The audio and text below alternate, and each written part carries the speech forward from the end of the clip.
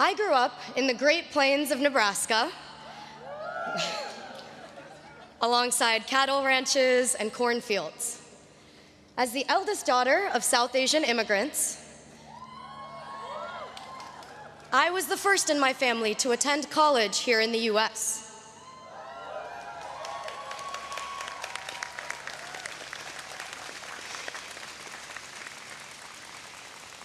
There was a lot I didn't know.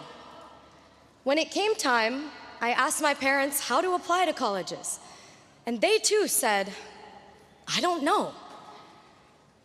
The words, I don't know, used to make me feel powerless, like there was no answer, and therefore no way, as if I was admitting defeat.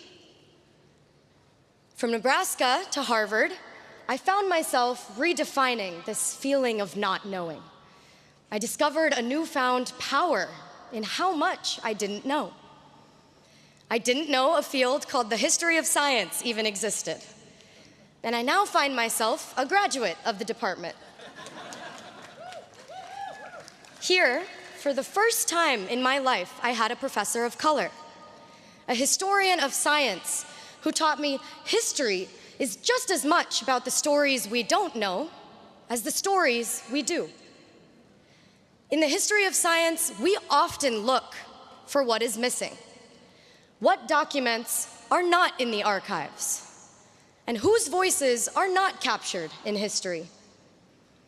I've learned silence is rarely empty, often loud. I've learned this not only in the classroom, but also from the class of 2024. In reflecting on our collective moments at Harvard, I've realized it's the moments of uncertainty from which something greater than we could have ever imagined grows. And our class has experienced more than our fair share of the unknown.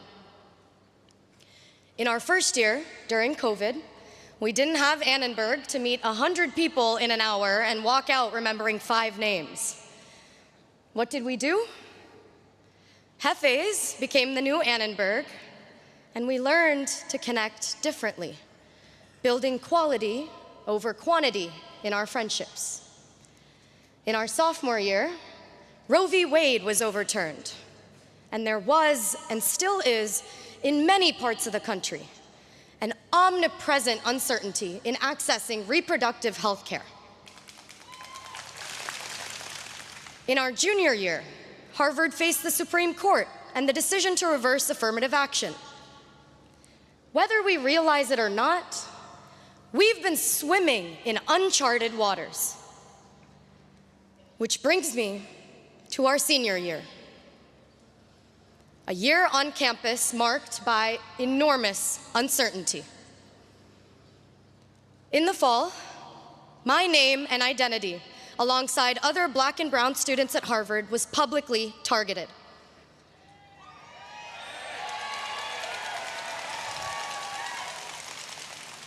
For many of us students of color, doxing left our jobs uncertain, our safety uncertain. This semester, our freedom of speech and our expressions of solidarity became punishable, leaving our graduations uncertain.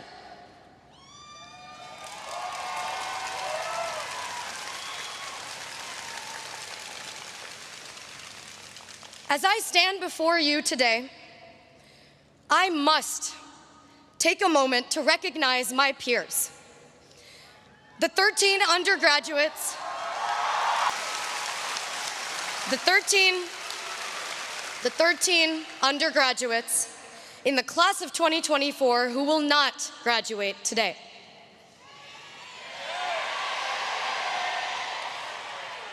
I am deeply disappointed by the intolerance for freedom of speech and the right to civil disobedience on campus.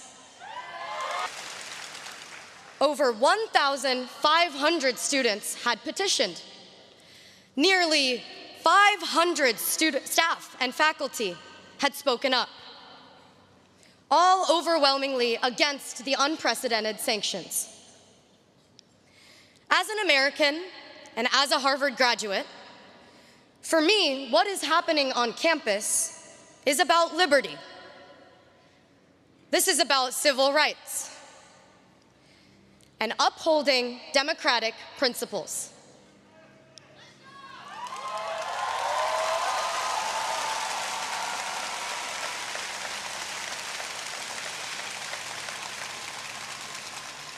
The students had spoken. The faculty had spoken.